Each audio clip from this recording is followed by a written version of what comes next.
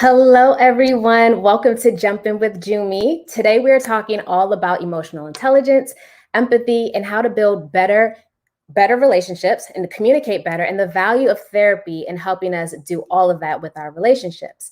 You're going to hear from professional speakers who are experts in emotional intelligence, communication, empathy, in addition to 2 licensed clinical psychologists. So, if you're wondering how to tap into your emotional intelligence, lose any anxiety that you might be feeling when it comes to returning to in-person interactions, and really embrace your emotions, this is the episode for you. And you want to make sure your friends and family are tuning in and to get these tips and tools, because you won't get them anywhere. And these experts are here to give things to you straight, no chaser. It is going to be such a great show. So do me a favor and share this, tag a friend, make sure you like it, make sure you love it, start a watch party, and let's get in tune with our emotions together.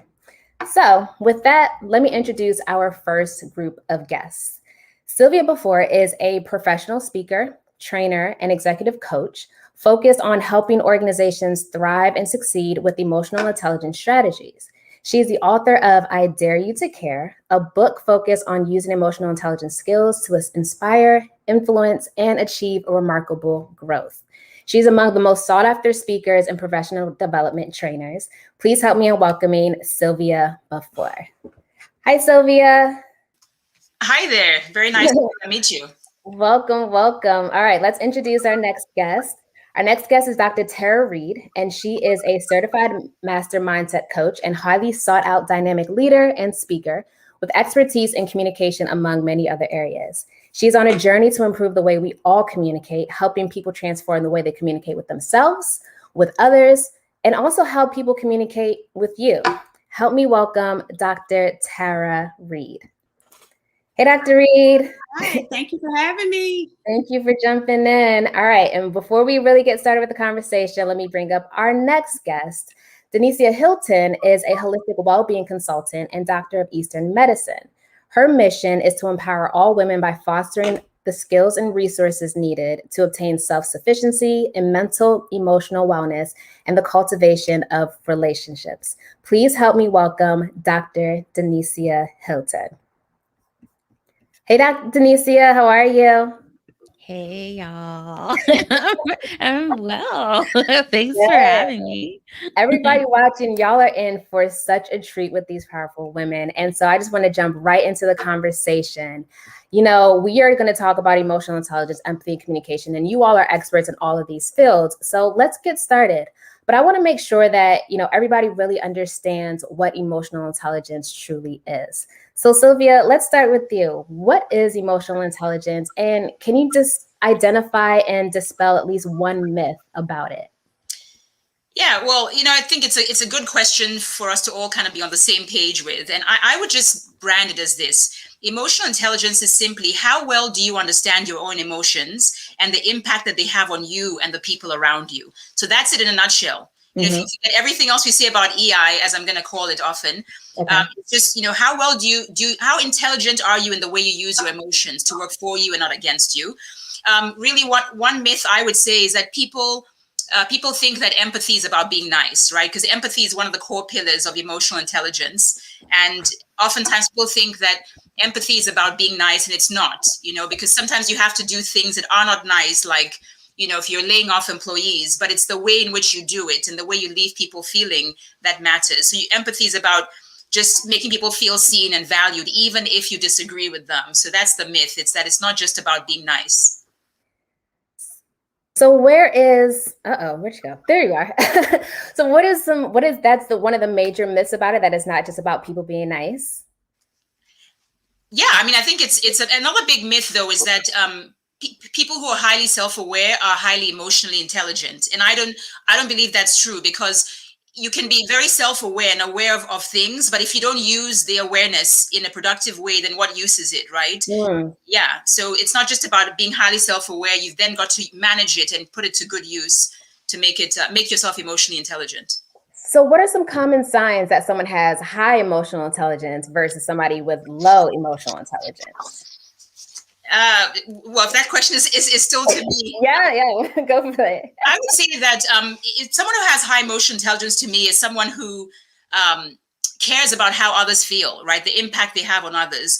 I think somebody who manages their emotions productively, so manages the conversations going on in their head to help them manage when they're triggered emotionally. I think someone who has high emotional intelligence is aware of their blind spots, which are illuminated by people on the outside when you seek out feedback from other people about how you could improve certain aspects of who you are. And to me, people who have low emotional intelligence could care less about the impact they have on people around them, right?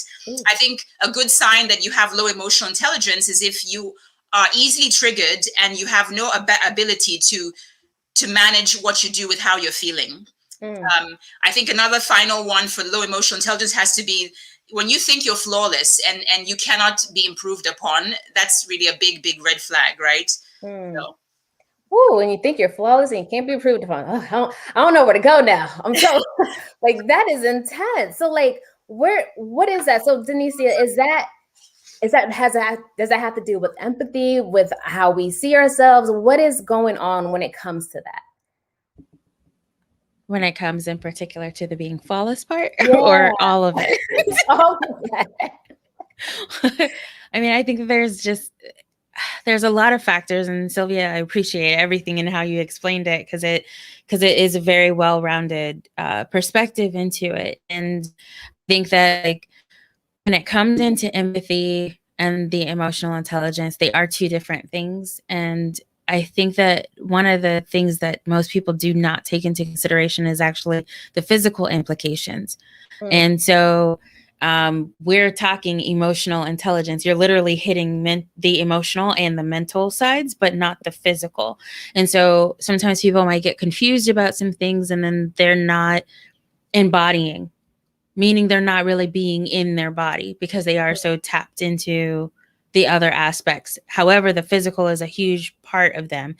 And I think even as Sylvia ran down everything, you can actually feel that in the body. You can even pay attention to someone else's body, and it'll tell you.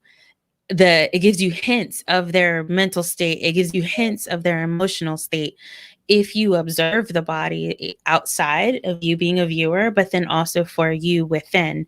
So even when some might say, they might shut off or try to shut off their emotional side, say they grew up with hearing very negative implications of being emotional, like you're too emotional, you're too sensitive, and they might go to shut that part of them down. However, it doesn't really go away because it's inherent to each of us. And next thing you know, they might show up with the physical form is going to change because the emotions is held there and it's held within the body. So like, I think that if we can bring the attention and the awareness there, then it can also help you when it comes to the emotional intelligence.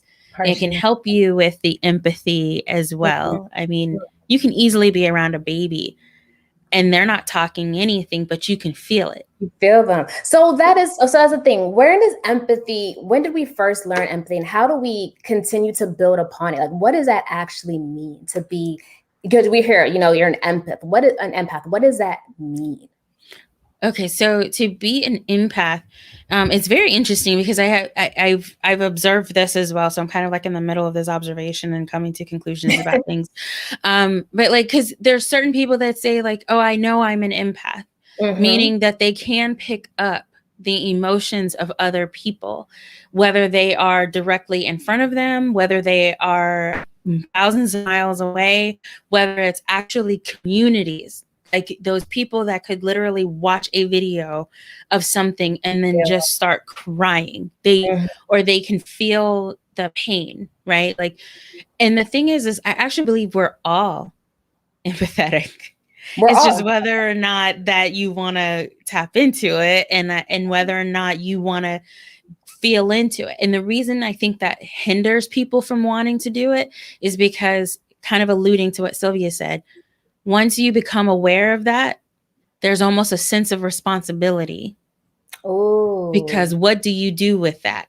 If I'm feeling this pain from watching someone being hurt or something like that, now it comes to me of what am I going to do with it? And some people just don't have the capacity to do anything. And so therefore their response is, I'm going to just shut down. I don't want to see anything that's happening. I don't want to feel anything that's happening, because that means I'm going to have to do something about it. And then I don't know what I'm going to do. And we're going to get into that with the psychologist later on, because I think that is a part of it of what do I do? How do I manage the emotions? How do I communicate? And speaking of communication, like is it something with communication and the inability to communicate, Dr. Reed, where people just want to completely shut down in addition to feeling uncomfortable? Right. I think fear sets in, and we know that if fear attaches itself to us, then the likelihood of us just checking out rises.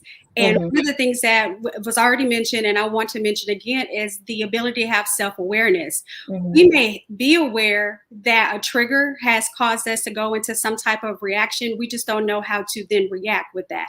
And that's when emotional intelligence really kicks in with communication. So now we're starting to think about how we're listening, or are we defensively listening? Are we ready to attack a person, or are we really understanding what communication is being said?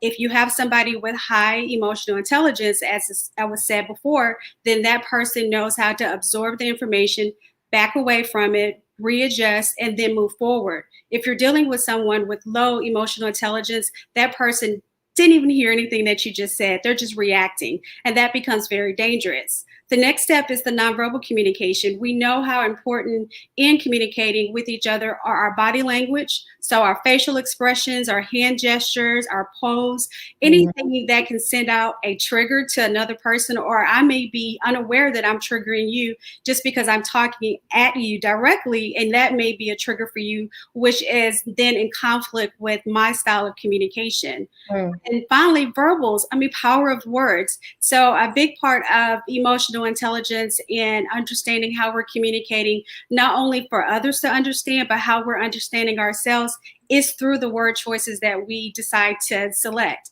So are we empowering ourselves? Are we empowering others? Are we opening up spaces for people to communicate with us? Or are we closing ourselves, and are we closing other spaces down? So we got to really pay attention to the communication aspect of emotional intelligence. And I think when we focus in on that, then we'll start to go into more of a higher level of emotional intelligence and away from that low level. So what is something that somebody can do to be, regulate that, to be in tune with how they're communicating, how other people are perceiving them, all those different cues that you just mentioned? What can they do to improve upon that? Because I do think that communication is the first issue when it comes to any kind of relationship. Observation.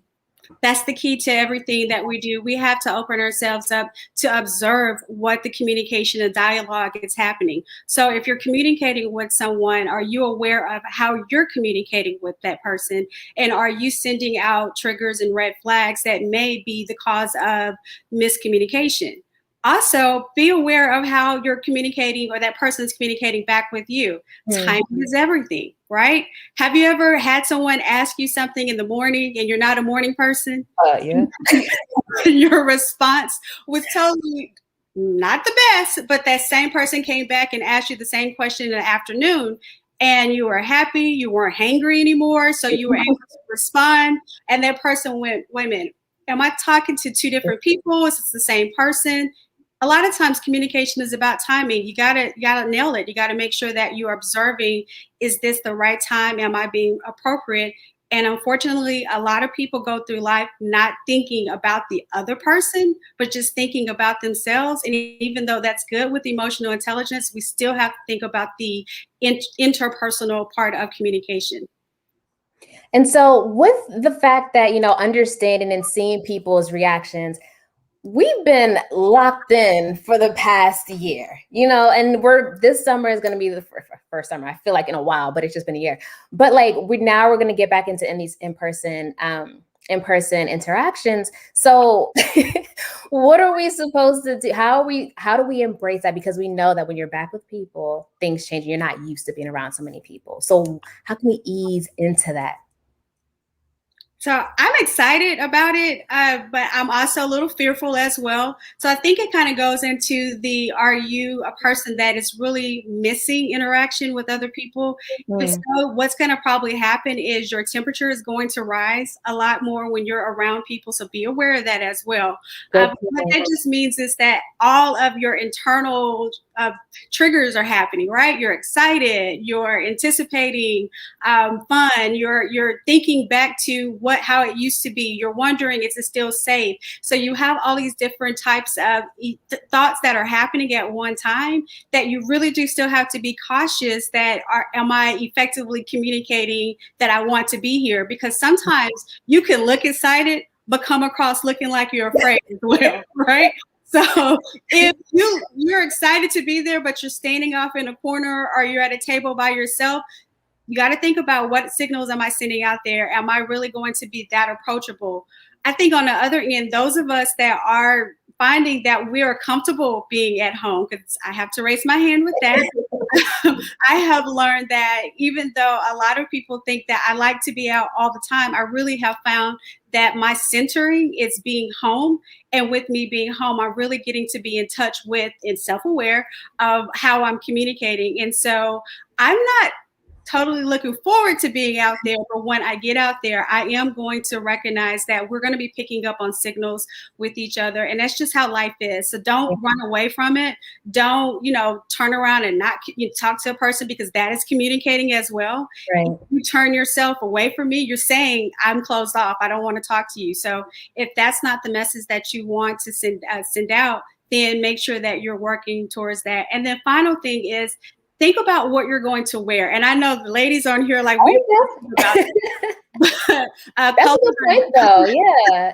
I mean, it's just like what Denise was saying, like it's physical. It's so many different parts of it that really contribute to how you're feeling and how you're able to communicate. So yeah, that's a great point. Continue with that. So if you're really excited and you see people that have like happy colors on, bright colors on, you tend to want to attract yourself to those people. Now, okay, so there's a group of us that love to wear our black, right? Mm-hmm. But what I always say when we do that, think about bling, because things that shine and sparkle also attract people as well. So there's nothing wrong with that. But get ready. Get ready to be out there. You're going to probably see all colors of the rainbow. Some of us are going to wear everything that's in our closet that we didn't get to wear. Some of us are going to overdo it. And then finally, we'll start to back down into a normal way that we are used to communicating. And then things will get back to, I say better. I don't say normal. I say better.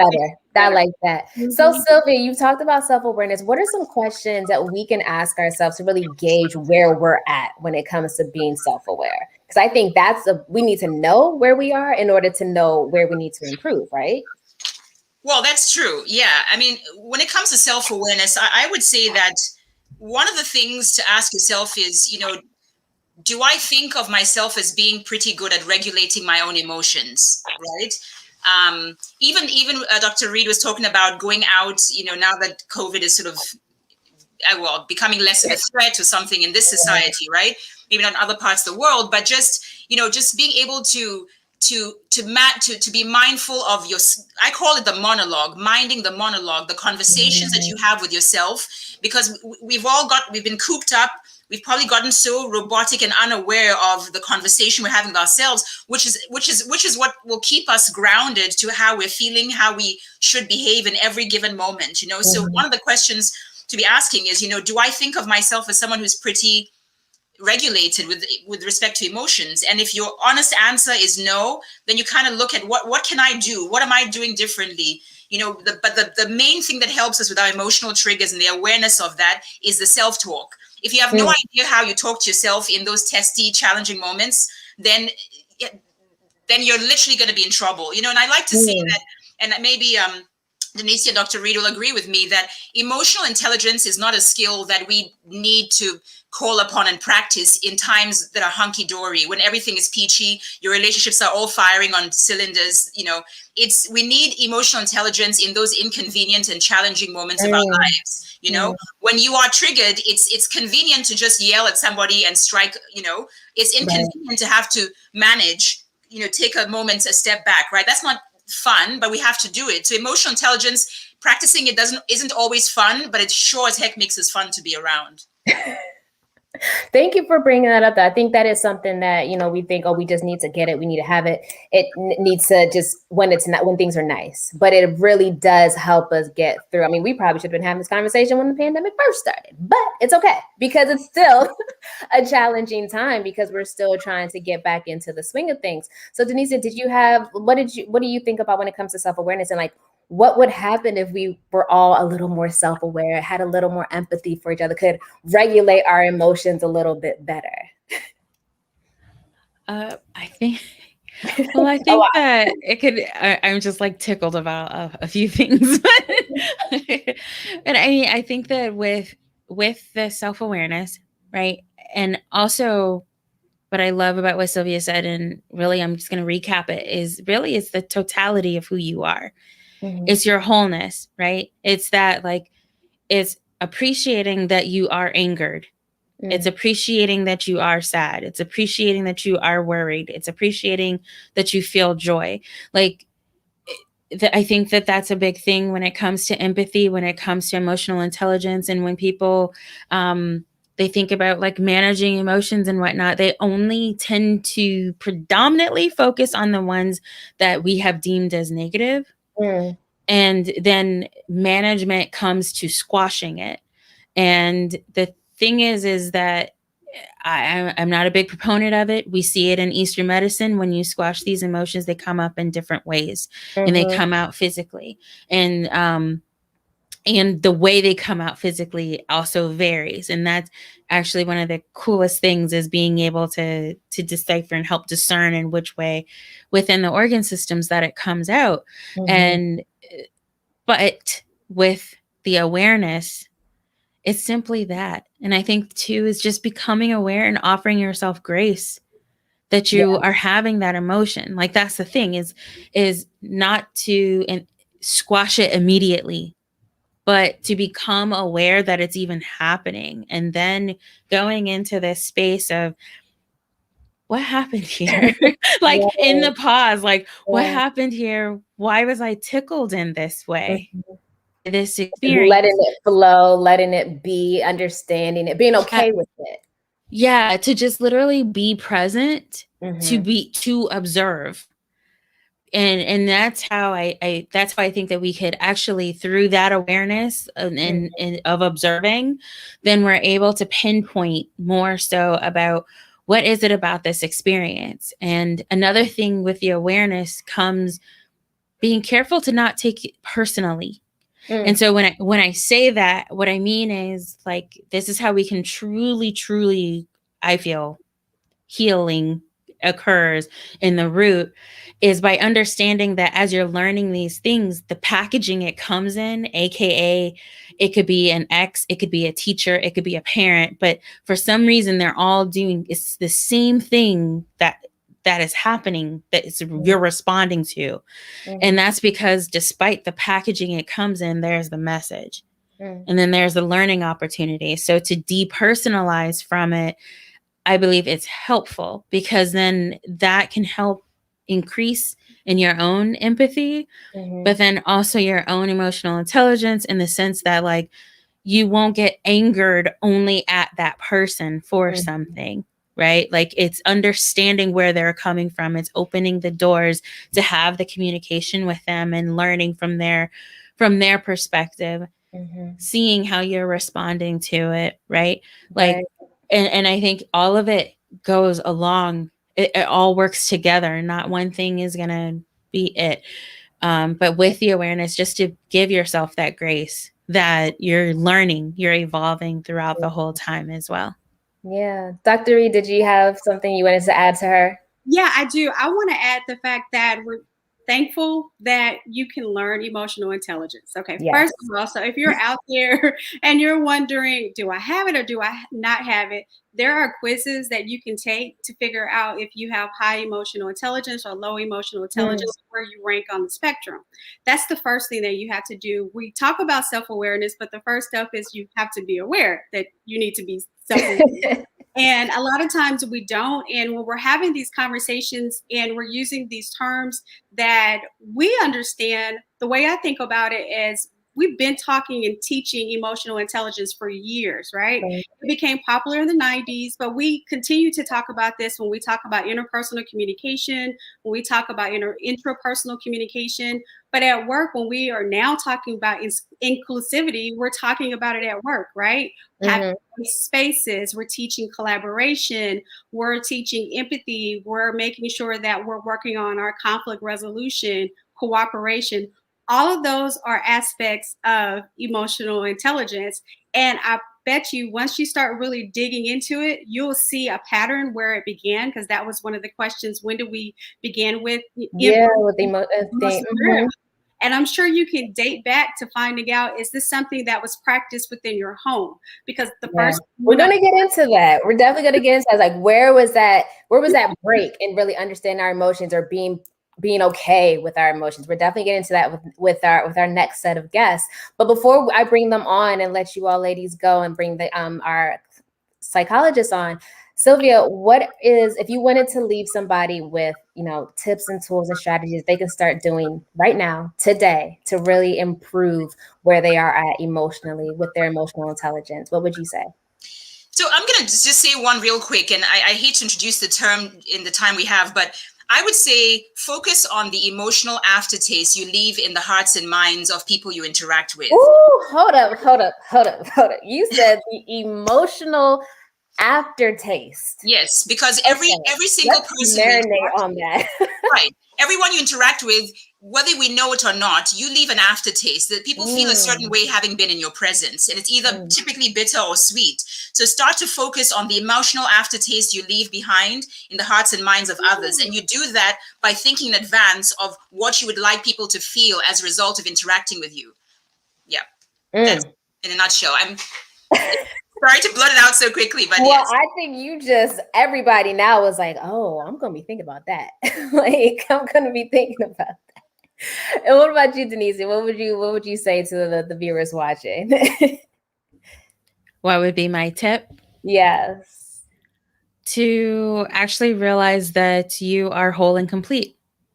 There's nothing wrong with you. You're not fragmented. Even as you go out and you learn more about emotional intelligence and about empathy and communication, it's simply becoming more aware and educating yourself so that you are evolving even more and expanding even more. And I say that because sometimes you'll see the self-deprecating talk. Yeah. the why did I do this, or why am I this, or why didn't anybody teach me this? Yeah. And it's kind of like, just know that right here, right now, you're whole and complete. And then through education and through awareness, you're actually evolving yourself and expanding even more, so that as you become more in who you are authentically, and I say stay grounded in who you are authentically, then everything else will fall into place. Will fall in line. And it'll come more easily. Love it. And Dr. Ree, I know you've given us tips. So did you have anything else that you wanted to leave with us? Yeah, I do. Of course, I do.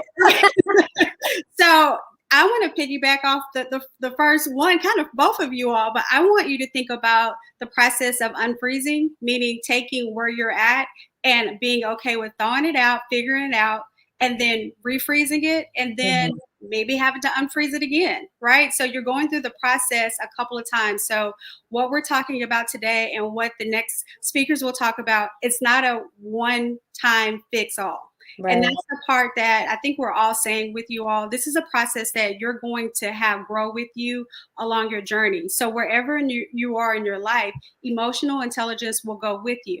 And it's not going to be I got it, I solved it, I can check that off in the box, and now I can move on. No, you're going to unfreeze it again, because there's going to be some situation that you're going to run across that you may not have ran across before, because perception is real. And a lot of times the way we think may not be how somebody else thinks. So you have to relearn that situation again. So don't be afraid of unfreezing it and saying, okay, maybe I thought I was good, I'm not quite there.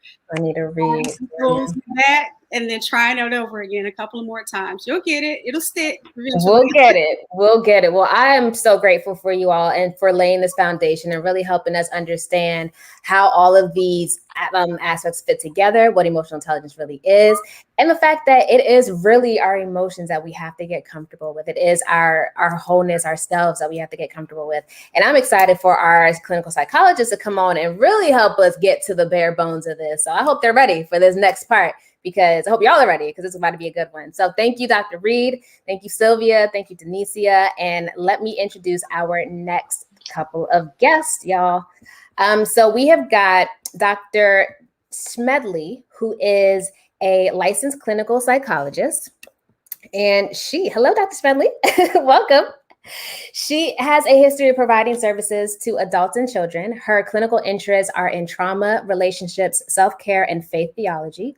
She specifically has a heart for the Black community and advocates for the importance of removing stigma from mental health.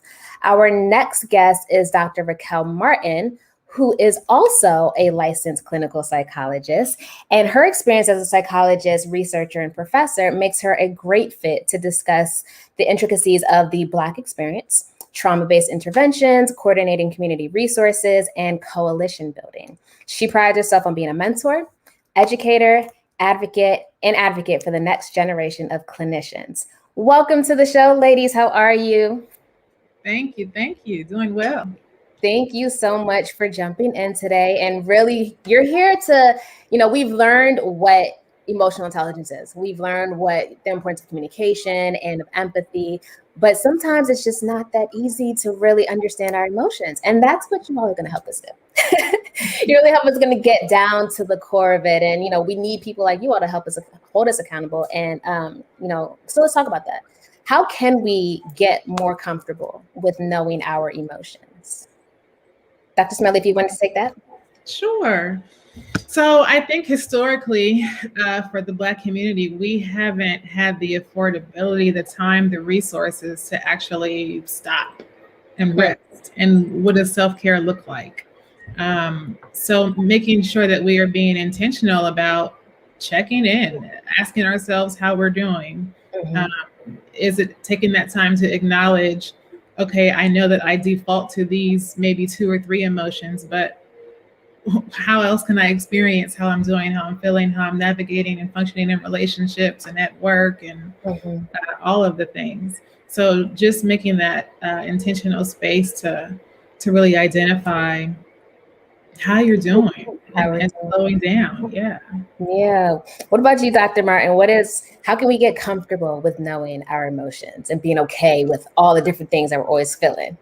I completely agree with Dr. Smedley. I would also say understanding the range in your emotions, because, a lot of times we'll talk about anger, and a lot of people don't realize like anger is a secondary emotion. Like you're not, you're not just walking around angry. Now, are you walking around fearful, stressed out, possibly fatigued? Yes. Is that manifesting as anger? Probably. But like you're not just walking around angry. And even having the time to talk more about the range of emotions, because we use the words. Let's talk about that real quick. There's ranges. So what are the ranges of emotions? It's like there's a difference between being hungry and starving, right? There's a difference between being happy and ecstatic. There's a difference between being tired and like exasperated and on the floor. And I feel like when you describe those better, you also know what to do during those times, right? So if I tell you I'm hungry and you bring me like some crackers, fine. If I tell you I'm starving and you bring me some crackers, we're not gonna have the same response, right? So like we're using these words to describe these emotions, and we're not using the right one, so we're not getting the right response, right? Like we're not getting the right outlet, because people, if we have an amazing support system, they're trying to help you. But if you brought me, I said I'm starving, I haven't eaten in days, and you gave me crap. What did I do to hurt you? Why did you do this to me? Because it's just made it worse. Did you hear anything I just said? Why? But it's also just like Dr. Smedley said, like how often do Black people really get the chance to ruminate on their emotions and take the time to, respond instead of react? Like when do we get to do that? Like we don't really get to do that at all. That's kind of the amazing aspect, one of the many, of being a psychologist, because you get to be able to be like, okay, so you've been out in this realm all day, but for this like hour, we get to actually ruminate on like the things that are concerning you and that you talked about. So let's get into it. And most of the time, like, I've been mad about this for weeks. I know, it seems like it. You haven't really. Right. Well, I mean, being aware of the amount of trauma in the Black community, you know, that we've experienced over just the course of the last year, it's definitely hindered our ability to, you know, be in tune with our emotions and really develop quality emotional intelligence skills. What can we do about that? Where can we go? What needs to start happening today to really get in tune with our emotions and building our emotional intelligence? Well, I think it's about making intentional space and time to do that. I think our default is numbing, right? And sometimes numbing is appropriate because we have to take care of ourselves. There's only so much stimulus and trauma and pain that we can take at one time. So yeah, it's appropriate sometimes to veg out on the show or to not think about things intentionally. But then at the same time, about it. Right, exactly. Exactly. That's a guilt is a whole nother conversation. But to make sure that you are not letting that build up, as Dr. Martin was just saying, because yes, once you finally do decide to come to therapy and that first conversation can happen, and sometimes it's like, okay, that was 20 years and 50 minutes. So let's unpack this. Right. So what does it look like when somebody comes to, like, if somebody's like, all right, I'm going to come to therapy. I'm aware of my emotions are out of whack. It's been a long time coming. There's so much going on. What is that going to look like coming to your office? Dr. Martin, what are they coming to your office? How are you talking to them? What can they expect? What are you going to do so that they leave your office that session feeling like this is going to help me handle my emotions and the emotions of those people around me? We kind of just kick it. No. So what's happening? Honestly, no, for real. Like, I think one of the things that makes people so concerned about coming to therapy is they think we're going to be like these uptight people, don't know nothing about nothing, you know, come in there, just sit in there with a cardigan. I do love a good cardigan though, but you know, just being so uptight. And therapy is all about goal setting. And then, you know, during therapy, the time is your time. So it's always dedicated to you. But how I am as a person is how I am as a clinician. Like, you know, I don't know too many uptight Black folk. I'm gonna be real with you. Like, as much stuff as we have to go through, we're very low. We gotta laugh from crying sometimes. So like, you come in, first session is, you know, it's rapport building. It's talking about goals, because therapy is about goals. People think you're just laying on the couch and you're gonna be in therapy forever. My job is to not have a job. You know, my job is we identify goals. We collaborate on those goals. I am not telling you what to do. We decide, you know, we come to those conclusions together. We're collaborating. You're the expert on you. But when it comes to therapy and identifying trends and identifying, having an outside source, or even just being able to say it out loud without judgment. Because part of it is, of course, the skills that we bring, but part of it is the fact that some people have never had any aspect of a relationship where they have been heard without judgment, have had objective, you know, responses in their life. So part of it is, of course, our training. We've been in school forever. You know? Is that being heard without judgment helpful then when it comes to relationships with other people? Because I also want people to understand the importance of therapy in helping them improve their own relationships. So what's the connection there? I think it's important to realize there are two different relationships too. So the one difference, and what I think is one of the most amazing things about therapy, is it's a reciprocal relationship to a certain extent. But it's the reciprocity for me is you showing up and being there, but it's dedicated to you. Now, when it comes to relationships with other people, there needs to be more reciprocity, right? There is more give and take. If you come into my session, you ask me how my day was, that's what's up. You don't have to go. You don't have to. That's what we're here for. But if you go out with like friends, boyfriends, husbands, girlfriends, partners, and don't care about what they're doing that day, I mean, that's not, you know. Well, that's the low emotional intelligence that they referred to earlier, which is just like, you think that you're important and nobody else around you matters. And not really understanding how to read the room. Yeah, it's different when it comes down to it, but it translates, because that emotional intelligence does translate. If you're holding so much stuff in and you're thinking you're feeling anger and you realize you're monitoring yourself, like Dr. Smelly said, and you realize that like, oh, I respond to my fear in this way, that's going to translate outside a session.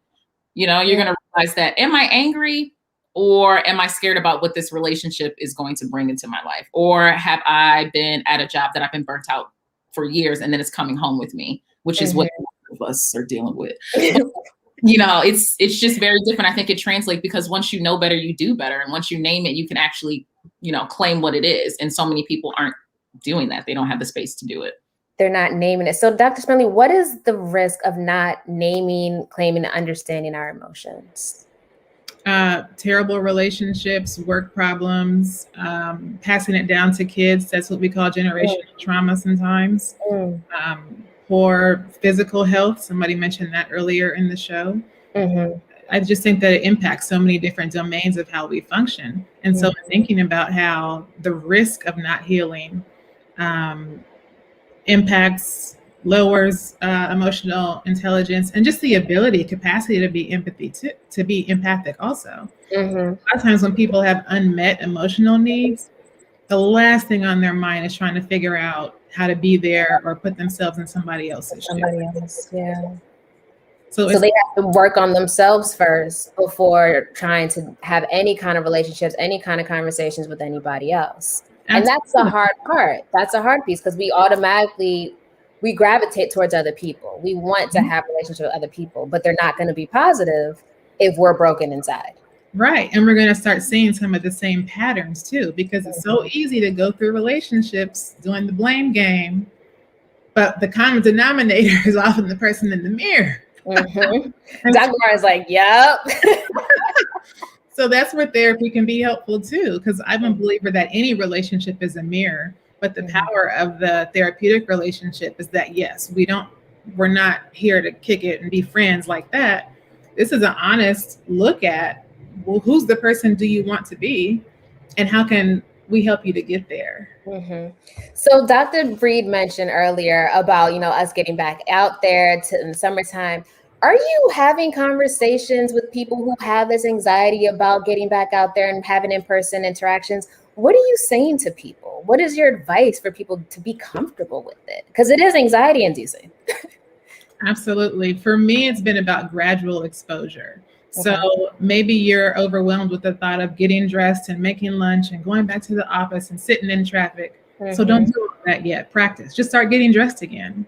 And then once you're back in that routine, once you're back in that routine, drive by the office. Remind yourself what it's like to do that commute. So break that big step into small chunks. I love that. Dr. Martin, what do you say to people who are just like, no, please no, another round? I think Dr. Smedley said it perfectly, that gradual exposure. And for people who feel like none of it's going to work, rethink why we need to go back to that scenario in the first place. I think that there's so many people are like, there are jobs that are hiring and it's hard to get people in. But I think individuals have rethought what's important to them. And now they've decided, like, not for me. Like, this isn't what I want to do. So if it's so debilitating where even it's like, okay, can you get put on just the shirt, not the pants today? No. Okay. Can you drive past it? Not doing it. No. Okay. So what's what's holding you up? It's the fact that I was miserable there and I refuse to be miserable again. Well, I feel you. But if it's not a choice for them to just be like, okay, I'm going to quit right now and drop and do everything, what else can they do?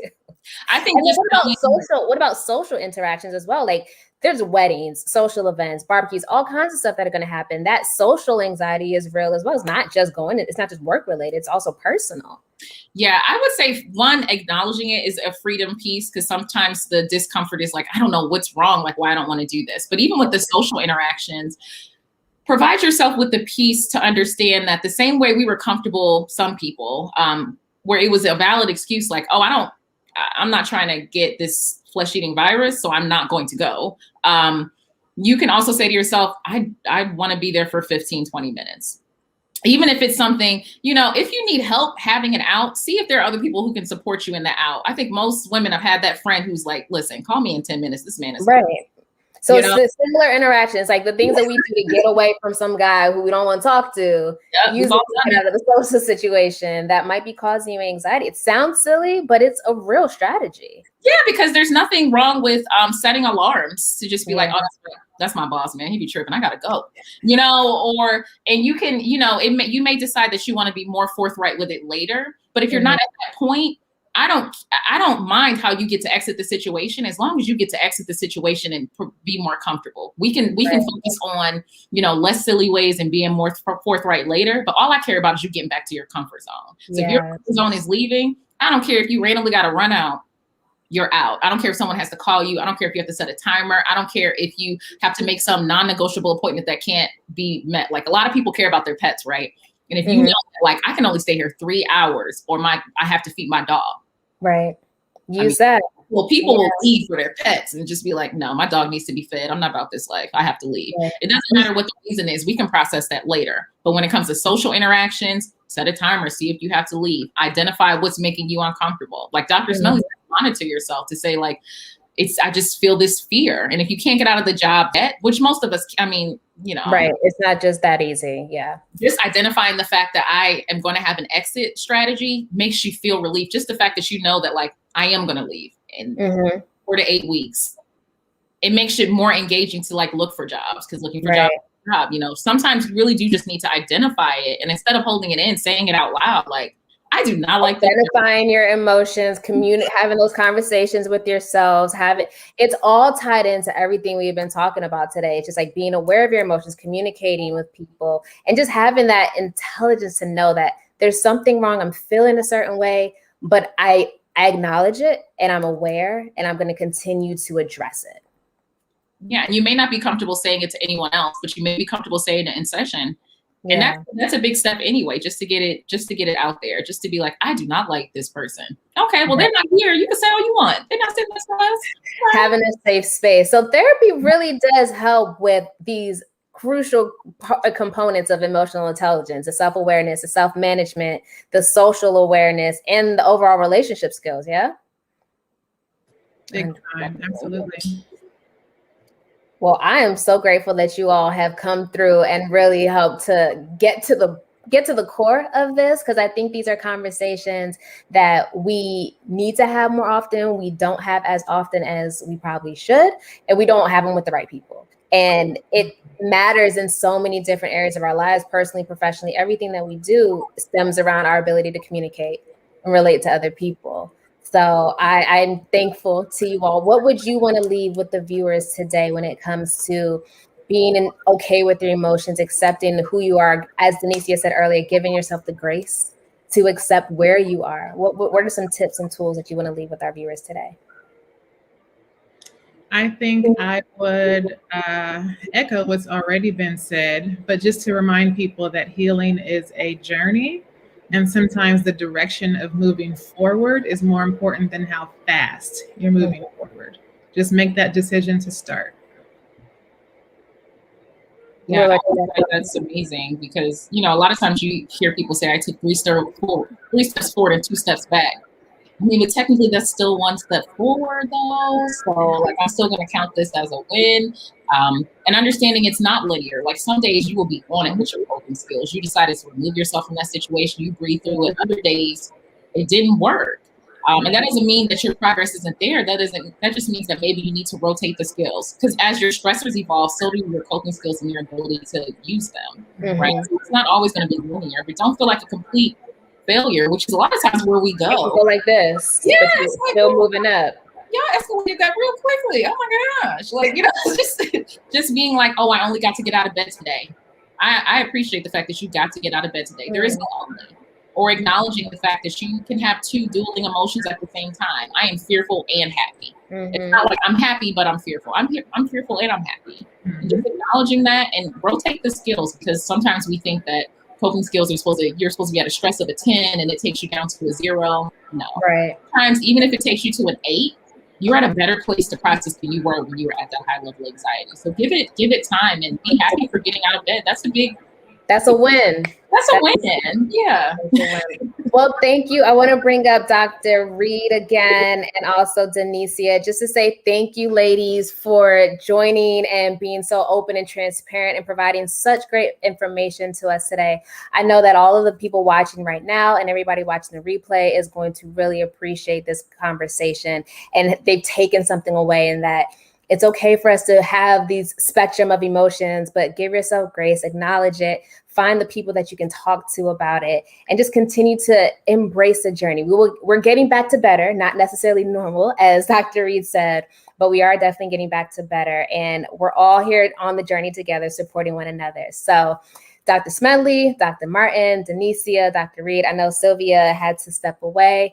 Thank you all again. Everybody watching, thank you all for tuning in. I hope you found today's episode very valuable. And I will be back next week, and we'll be talking about women's health next week. Yes, all about women's health. So once again, thank you all for being such a great audience. I will see you all again next week. Have a good afternoon, everyone.